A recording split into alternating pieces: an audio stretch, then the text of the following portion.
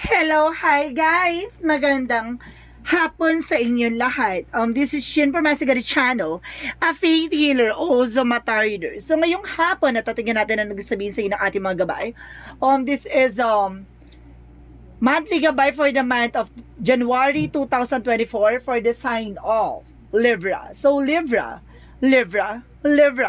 welcome to my channel. Ano kayang messages, advices ng spirit guides ng ating masasagap for today's video? Kano naman kayang energy or kaganapan sa buhay ng mga Libra ang ating mga hagilap? So guys, this reading is a general reading lamang, hindi lahat makaka-resonate. Kunin lamang pa makaka-relate sa inyo and comment down below kung kaninong energy ang ating nasagap. And please guys, don't forget to like and subscribe my channel and hit notification bell for more videos update. And of course, maraming salamat po sa mga walang sawang pagsuporta sa aking channel, lalo na hindi nag-skip ng ads. Naway pagpalain po kayo ng Diyos at may kapal siksik diglig nag-uumapa ng balik sa inyo. And of course, once again, belated Merry Christmas and of course advance and Happy New Year to all of you guys. Saan man sulok ng mundo, maraming salamat po. So umpisahan na natin, no? So anong kaganapan sa buhay mo ang hahagilapin natin at masasagap natin for today's video. So eto na. Angel Spirit Messages, give me an information. Ano kayang messages at mensahe sa iyo ng ating mga arkanghel ang ating masasagap, no? And of course, guys, there's an Empress card, a revert, no? May mga bagong eksena dito. No, maaari magkaroon ka ng renewal or something retreat or something bagong negosyo or bagong trabaho. Or sinasabi sa this coming January, mukhang malaki ang malaking potential dito na magkakaroon ka ng mga bagong eksena or sinasabi ng new beginning. And because there's a page of swords, there's an information. Now, get more information. Alamin mo muna or something, kailangan mo munang, kailangan mo mag-research or something, mag-alam-alam or mag-analyze ng bagay-bagay, no? Bago ka mag-take ng action. So, let's see what is additional messages. And of course, guys, there's a two of swords. There's an indecision. Now, may mga bagay na parang nahihirapan kapag desisyonan na darating na sinasabi sa'yo dito. Mukhang etong decision na to ay kailangan ng gawin. No? So, let's see what is additional messages. And of course, there's a the sun card. So, there's a pure positivity at magkakaroon ka ng positive outcome dito. Kaya kailangan na ha, always think positive. Hindi ka pwedeng nega. No? Iwas sa drama. Additional messages. And of course, guys, there's Eight of Pentacles. Focus sa trabaho, negosyo, hanap buhay mo. No, pag nag-focus ka dyan, malaki ang percentage talagang makakabangon at makakaahon ka. So, let's see what is additional messages. Parang iwas tayo dito sa mga drama, iwas tayo sa mga nega, iwas tayo sa toxic, iwas tayo sa hindi makakabuti sa atin. Dead kayo dyan sa mga ganyan. And because there's a Four of Cups, re-evaluate or analyze, no? Kailangan bago ka tumanggap na isang offer or na kung ano man yung offer na yan or mga bagay-bagay, no? Kailangan mo muna pag-iisipan. Hindi ka pwede pala decision dito, no? Kumbaga sinasabi sa iyo, kailangan dito, kumbaga take time to making decisions. And because there's an information by the Two of Cups. So, there's an information dito, there's a partnership. So, it's either na, kumbaga, may bagong pag-ibig or either, baka yung person mo may kaharutan, no? Oh my God. So, let's see what is the Page of Swords. So, there's an information by the lovers. Ibig sabihin dito, kailangan alamin mo na pagdating sa love life mo, mamaya tong person mo pala, humaharot. Or vice versa, no? Or sinasabi dito, cross-watcher out there, guys, no? Baka yung person mo, no? Baka humaharot. So, let's see what is the Two of Swords. And because there's an Eight of Swords, no? Parang kailangan mo mag-decision na kailangan mo makawala sa toxicities. See, Eight of Swords in reverse. Ibig sabihin dito, kumbaga freedom from toxicities, no? Nakalaya ka na sa toxic relationship, toxic family. So, there's a toxicities behind na parang, di ba, pinakawalan mo na. So, let's see what is the Sun card. So, there's a Knight of Wands. So, there's a final push na may mga bagay na kailangan mong pagtiyagaan or may mga bagay na kailangan mong mag-antay ng tamang resulta or tamang pagkakataon. The Knight of Wands is a perseverance, no? Pagtsatsaga, no? Pag may tsaga, may nilaga. So, and of course, there's Knight of Cups, there's an offer. So, an offer na to na magtutuloy-tuloy sa about sa finances and career or trabaho, negosyo, gano'n. Kumbaga sinasabi dito, itong offer na to, it's an email or messages ka matatanggap. Kung gumagamit ka ng social media or something, kumbaga maraming papasok na message sa'yo, no? So, let's see what is the Four of Cups. And of course, there's a Five of Swords. So, there's a self-sabotage. Maging aware ka ha, kasi may mga bagay dito na parang lumalapit to sa'yo, tapos yung pala kumukuha na information lang sa'yo. At ang tendency, kumbaga hinahanapan ka ng weakness. At the same time, yun. Kumbaga magkukosto ng sabotage sa'yo, sa sarili mo. No, kaya kailangan maging aware ka. Mamaya, itong binigyan mo na information, yung pala, di ba? Yung pala yung malaking inggit sa'yo or something na, ito pala yung nag-i-spy on you or something na, kumbaga meron something hidden agenda, no? May hidden, there's an hidden enemies, no? So, let's see what is the Empress card in the Two of Cups. And of course, there's an Eight of Wands. So, there's a fast communication, fast movement. Ibig sabihin dito, kumbaga there's a travel or something messages, an email. Kumbaga marami ka matatanggap or balita or chika or chismis, ganon. So, let's see what is the Page of Swords and the Lovers card. So, there's a temperance, a perfect timing. And of course, there's an information and healing. Magkakaroon ka na ng healing dito. Parang natuklasan mo, nalaman mo, at least kumbaga gumaang na yung loob mo, parang ganon. So, let's see what is the Two of Swords and the Eight of Swords in reverse. And of course, there's an Ace of Cups. So, see, there's a there's a freedom for toxicities. Nakalaya ka na sa toxic. And at the same time, may papasok na bagong pag-ibig. So, this is the moment na parang, diba? Pagkatapos ng hinarot, kumirot, diba? Meron naman panibagong harot. So, ikaw yung haharot. So, this is the moment na may bagong pag-ibig na papasok sa'yo. Siguro, it's a part na parang, diba? Na sa pagkatapos mamasaktan, may tao magmamahal or magpapabangon sa'yo, diba? Kumbaga, at least, binuo mo muna yung sarili mo bago ka makahanap ng bago, ha? Make sure lang. So, let's see what is the Sun card. And of course, there's a Knight of Wands. So, there's a Knight of Pentacles. So, sinasabi dito, guys, there's some security na about sa finances. Kailangan maging secure ka sa mga pinaghirapan mo, pinagpaguran mo, at then, of course, kailangan mong mag-invest on your own. So, let's see what is the Eight of Pentacles and, of course, the Knight of Cups. So, there's a Seven of Pentacles. So, there's a harvest time. At the end of the time, meron ditong harvest time, ha? Kumbaga, lahat ng mga pinaghirapan mo, kumbaga, lahat ng yan ay dahil sa dedication mo, no? Kumbaga, itong offer na to is a harvest time for all the sacrifices that you done, no? Lahat ng mga ginawa mong sakripisyo, ito na, no? Makukuha mo na yung mga bunga ng mga paghihirap mo. So, let's see what is the Knight of Cups and the Five of Swords. And of course, there's a judgment. So, there's a wake-up call or something red flag. Kumbaga, sinasabi sa'yo dito, pak, may pumasok sa ganitong eksena. Kumbaga, paalala, wag ka magtitiwala. Or i-analyze mo muna, mamaya kumukuha lang ng information. O mamaya nag-i-stock lang yan. Or mamaya baka, diba, mamaya kumukuha lang yan ng balita. Tapos yun pala, yung chichika dun sa mga, diba, kaaway mo or something, kakompetensya mo. Or either, dun sa, diba, sa kabit ng asawa mo or else, gano'n. Kumbaga, there's an information na parang paalala. Diba? May paalala. So, there's an information. Let's see what is the outcome. So, there's a Queen of Pentacles. See? There's a security about sa finances. Talagang, di ba? Napakatalas ng iyong kumbaga, napaka-independent mo pagdating sa lahat ng bagay. And because there's some Seven of Cups. There's a lot of opportunities coming for you. Maraming mga opportunity na papasok dito for today's video, no? Kumbaga, ngayong January na to, uulanin ka ng mga oportunidad. And because there's the tower moment. So, there's a sudden changes. Big changes coming in for you. May malaki pagbabago. It's either pagkasira o pagkabuo o di ba?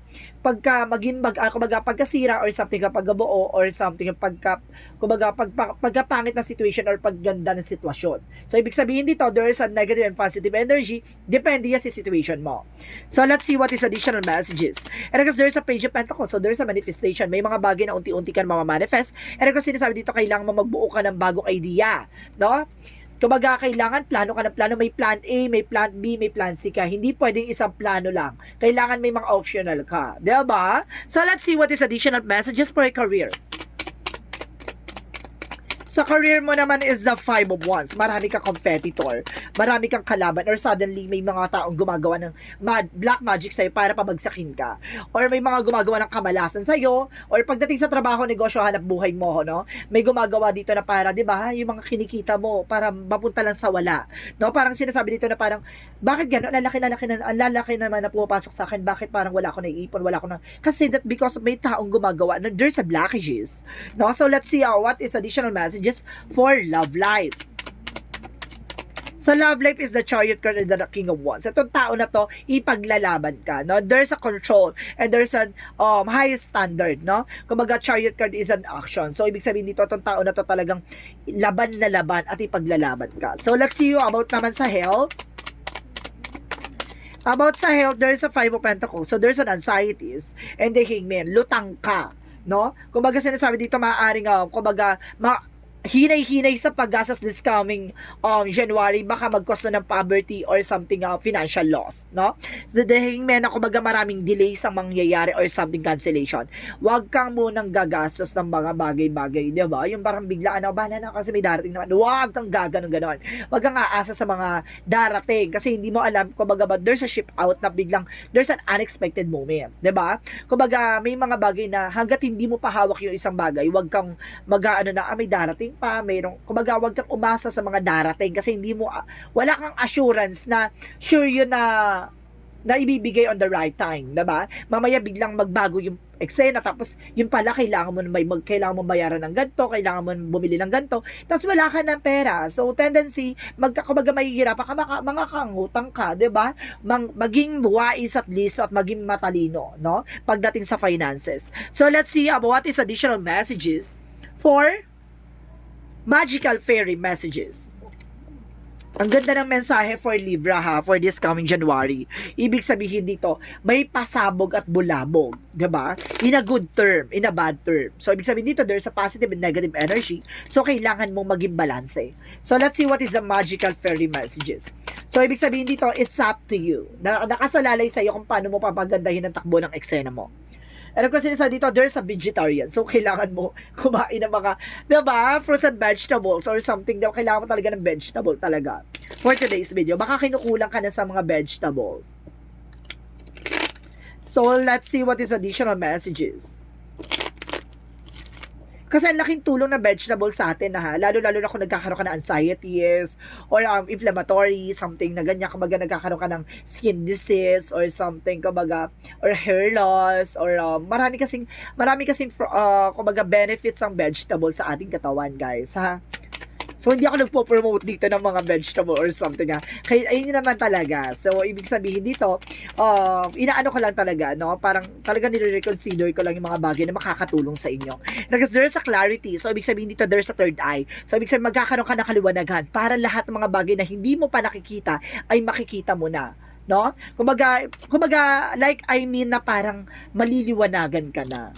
Parang kumbaga matatauhan ka na.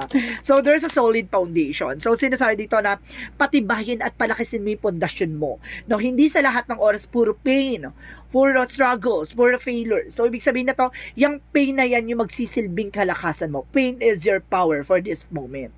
And of course, there's an information, there's a decision. So kailangan mo magdesisyon. Hindi mo kailangan hindi mo kailangan palagpasin pa to. Kailangan mo magdesisyon pag-isipan mo, no? Kasi may mga bagay na kailangan mo nang gawin ngayon. Huwag mong antayin yung kinabukasan at mga susunod na araw at sa susunod na panahon. Kasi at the end of the time, diba, pagsisisihan mo na sinayang mo yung oras at panahon na nagdaan. So let's see what is the romance angels. So let's see what is the romance angels. Pagdating sa buhay pag-ibig, ano kayang hanash at ano kayang kaganapan sa'yo ang ating madedetect. So sinasabi dito, guys, there's oh my God, there's a getting to know each other. So, kailangan mo muna kilalanin yung isa't isa. Hindi pwede magpala-desisyon na, ay, bet ko yan, no? Gusto ko siyang mahalin or gusto ko siya. Parang there's a something spark. Hindi. Walang ganon, no? Kailangan maging practical. Of course, kailangan mo maging no? Practical talaga. Pero kasi, sinasabi dito sa'yo, nandun na tayo sa mahal, di ba? Pero kailangan mo muna kilalanin. Mamaya, meron palang, di ba, ang ganda ng itsura, ang ganda ng pero merong, di ba? Meron siya inside sa kumbaga, yung pagkatao niya, 'di ba? kumbaga hindi mo siya magugustuhan, parang gano'n, parang biglang kumbaga hindi pala siya yung taong minahal mo. Ang minahal mo kasi physical. So ibig sabihin kilalanin mo muna para at least mamahalin mo yung lahat ng flaws niya, 'di ba? And because there's an information, it's safe for you to love. Pagdating na sa nagmamahalan talaga ang Libra, kapag nagmahal ang Libra talaga lahat ng bagay nagagawa. 'Di ba? So sino man talaga naman siguro lahat naman siguro na zodiac sign kapag nagmamahal, kumbaga kapag in love ka, no, talaga magagawa yung mga bagay na hindi mo naman akalaing magagawa. Pero most of all, kumbaga, mostly talaga sa Libra sign ganyan. No, may mga bagay na hindi mo akalaing magagawa mo pala pagdating sa pag-ibig. And because there's a flirt, so kailangan mo humarot. Hindi ka pwedeng hindi humarot kasi una sa lahat, guys, kapag hindi ka humarot at nag-antay ka lang, tatanda kang dalaga o tatanda kang binata. So ibig sabihin dito, harot-harot din pag may time kasi mabubulok ka. Char! Sorry guys pero ano lang yun, konting ano lang tayo, punchline or something, diba? Kasi mamaya masyado na kayo seryoso sa buhay nyo dyan. So ang flirt kasi yan kailangan harot-harot, diba? Para hindi mabulok. So let's see what is additional messages. So there's a crack and there's an alchemy of life. So there's a surrender. So kailangan mo mag-surrender. Kung surrender mo lahat ng mga bagay-bagay. Kasi minsan kasi hindi natin control talaga yung magiging outcome or magiging sitwasyon, 'di ba? Kung planado tapos hindi pala kailangan talaga ng plan A, plan B, plan C, 'di ba? Para at least sa ganun hindi ka ma-disappoint or what else na parang hindi ka, 'di ba? Hindi ka mabigla or ma-shock sa mga mangyayari. And of course, there's a judgment. So, there's a uniqueness. Kumbaga, may mga bagay tayo na, kumbaga, may mga pinagdadaanan tayo sa buhay na kanya-kanya na lang ng pagandahan ng pagdala. So, let's see what is additional messages for angel spirit guides. So, angel spirit guide, please give me information. And of course, dito, there's a summer for taking action. So, kailangan mong kumilos. There's a flirt. So, pagdating sa pag-ibig talaga, kailangan harot, ha? At kailangan mong kilalanin. Hindi pa puro harot-harot lang. Kasi, di ba, makakarami ka niyan. Char. So, kailangan mo kumarot once lang. So, ibig sabihin, kilalanin mo siya. Tapos, kapag nakilala mo na siya, diba, kumarot ka na ng bongga. Harutin mo na siya. And because there's a daydream, there's some information dito na sinasabi ng imaginations. So, gamitin mo tong imagination mo para makapag-create ka ng mga good things, no? And of course, there's an information by that red for survival. So, ibig sabihin dito, you are being survivor. No, sa lahat ng mga naranasan mong paghihirap, naranasan mong pagtaksilan, no? Naranasan mong pagbetrayan. So, sinasabi dito, lahat ng mga bagay na yan, no? Nakasurvive ka at nakabangon ka. 'Di ba? Nakaalis ka sa sitwasyon. Hindi kasi sa lahat ng oras masasaktan ka at hindi sa lahat ng oras nandoon ka lang sa sitwasyon. Kasi gagawa ng paraan si God para iangat ka sa mga sitwasyon na kinagagalawan mo. So let's see what is the energy. The energy is a victory. So ibig sabihin dito, ang laki na percentage ng enerhiya na may victory at may tagumpay na inaasam-asam dito, no? Talagang mararanasan mo ang victory. And of course, there's an action. So there is a double clarification, there's an action. So kailangan mo talagang kumilos, kailangan mong humarot. Parang ano yan parang swerte yan, di ba? Hindi mo makukuha talaga yung swerte na yan kung hindi ka gagalaw, hindi ka kikilos. Walang swerte mo pasok, walang yumayaman na nakahiga lang na, di ba? Or else kung may business, kasi kahit may mga business di ba? May mga business or something, pera na lang yung pinapagana, pero kung nagtatrabaho pa rin, 'di ba? Lahat ng mga bagay kung gusto mo talaga makabangon at makalis sa sitwasyon, kailangan mo talaga mag-action. And of course, there's a door to the personal healing and happiness, no? May pintuan talaga para sa kaligayahan at kagalingan sa lahat ng aspeto, 'di ba? So let's see what is additional messages for angel spirit guides. So let's see what is additional messages for angel spirit guides. So, there is a nutrition. So, some of you, guys, no, kailangan nyo talaga ng vegetable dito. Ang lakas ng energy. Baka kumbaga nanghihina ka na or something na stress ka or nagkakaroon ka na anxieties or kumbaga nun. Kumbaga, kailangan mo talaga ng vegetable, guys. No? And of course, there's a spiritual teacher. So, kailangan mo ng albularyo din dito, no? Kailangan mo ng advice, something tarot reader or something massage therapist or something na kumbaga manggagamot para sa protections, no? And of course, para makababasag yung mga negativities. So, let's see what is additional messages for Archangel Raphael. So, there is organic food. So, kailangan mo talaga ng fruits and vegetable. So, there is an organic food. Ang laki ng factor dito na may fruit and vegetable kang kailangan. And there's a detoxification. See, nahihirapan ka kasi matunawan. So there's a detoxification na kailangan mo maglinis sa mga chemicals. So baka mahilig ka sa soft drinks, mahilig ka sa mga yung mga chemicals na pagkain. So kailangan mo talaga nitong organic, ha? Baka, diba, there's a lot of toxins na sa katawan na hindi pa na detoxify. So kailangan mong no? And because you're committed is being tested. Pagdating sa relasyon, pagdating sa mga bagay o sitwasyon, kumbaga, subok ka na. And of course, your hard work is paying off. Lahat ng mga pinaghirapan mo ay nandito na ang kasagutan. And of course, there's don't let your past hold you back. Huwag mong balik-balikan yung nakaraan. Kasi may mga bagay dito na parang inaalala mo, or may maalala tayo, of course, no? Kumbaga, hindi naman maalis yun. There's a remnants. So, baga, may mga bagay dito na kailangan mo ng kalimutan or something kailangan mo ng hindi na balik-balikan. Katulad ng mga sinaktan ka, yung mga bagay na, diba, binetray ka. So, yung mga bagay na kailangan mo na i-let go at surrender kay God. Kasi baka nag-create pa siya ng blockages. So, let's see what is Archangel Michael messages for you. So, So, spend more time outdoors. So, kailangan mong, kumbaga kahit pa paano mo, no? Umalis ka, lumabas ka, no? Manood ka ng sine, manood ka ng mga, diba? Umalis ka sa inyong lugar para makapag-unwind kahit pa paano, diba? And of course, romance angels are helping you. Pagdating sa buhay pag-ibig, no? Tutulungan ka raw nating Archangel Michael para maayos yan at para matagpuan mo yung taong para sa'yo. And be gentle with yourself. Huwag mo masyadong pinipressure yung sarili mo, ha? Kasi masyado ka na talagang, kumbaga ang laking factor talaga na stress ka, nagkakaroon ka ng anxieties, no? Parang naano ko dito, nasa-sense ko dito. So, let's see what is the chakra messages. So, there's a growth, no? There's a growth and expansion. So, there's a destiny. Huwag kang mag-alala, there's a destiny to happen. No, mayroon talaga nakatadhana para sa'yo. Huwag kang mag-alala. Hindi ka tatanda at hindi ka mabubulok na lang na basta-basta. Guys, wag kang mag-alala, ha? There's a perfection. So, may mga bagay na talaga na parang piniperfect para sa'yo. No? There's a perfections talaga. Maaaring pinapaganda pa yung istorya mo, gano'n. So, let's see what is the Jesus loving quotes. So, sinasabi dito, blessed are the peacemaker for they shall be called the children of God. So, ibig sabihin dito, binibless daw yung mga taong mas pinipili yung kapayapaan kaysa awayin or something kumbaga labanan or gantihan yung mga tao sa paligid niya na nakagawa ng kasamaan sa kanya. So, ibig sabihin dito, mas maganda i-surrender mo, ipagdasal mo, nang sa gano'n na hindi sa'yo ang balik, sa kanila. And because there's an information that I am the good shepherd given his life for the sheep. Ibig sabihin dito, there's the sacrifices, no? Kung sinasabi dito na lahat ng mga sakripisyo yung ginawa mo, no? Lahat ng mga bagay na yan, kumbaga magbabounce back sa'yo in a good term, in a good way, no? Kumbaga there's a good karma coming in for you, na sinasabi dito lahat ng mga ginawa mo sa buhay mo, lahat ng mga yan ay papakita sa'yo, at lahat ng mga yan, kumbaga ibibigay at ipagkakaloob sa'yo na maganda, no? So let's see what is the angel's number.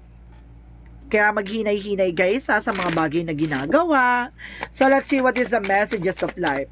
There's a 30, I am imaginative. So sinasabi dito guys, you are an original innovative thinker and excellence, communicator, and you have a great talent for using creativity to convey your ideas and your optimistic attitude that has uplifted effect of others. So ibig sabihin dito, yung pagiging optimistic mo, no, kumbaga ang laking factor na nakaka-apekto rin sa ibang tao. Kumbaga nahahatak mo sila ng aura mo, ng energy mo, nasa ganun, kumbaga, nagkakaroon sila na-motivate nila yung sarili nila para, kumbaga, mas pursigihin nila yung ginagawa nila. So, ibig sabihin dito, malakas ang attractions mo. So, let's see what is Angel's answer, guys, no? Mag-isip kayo ng mga question regarding sa ano mang gusto niyong tanong. Bibilang ako ng 3, kailangan nakapag-isip ka na, okay? 1 2 3. Angel's answer. Give me an answer for your question. Oh my goodness. Okay, thank you, Angel Spirit Guides. So, sinasabi dito guys, no? You're ready. So, kailangan mo maghanda. No? Kailangan mo paghandaan at kailangan mo maging handa, no? Sa eksena na to. And of course, there's sinasabi dito, there's in the near future, kumbaga nalalapit na, no? Ang magandang eksena. pagdating sa buhay mo. No, this coming January siguro talaga may malaking pasabog talaga. And of course, if you believe, maniwala ka at magtiwala na lahat ng mga bagay na pinagdadaanan mo at nararanasan mo ay may kaakibat na kabutihan at ipagkakalob sa iyong biyaya. So guys, let's see what is the messages of life.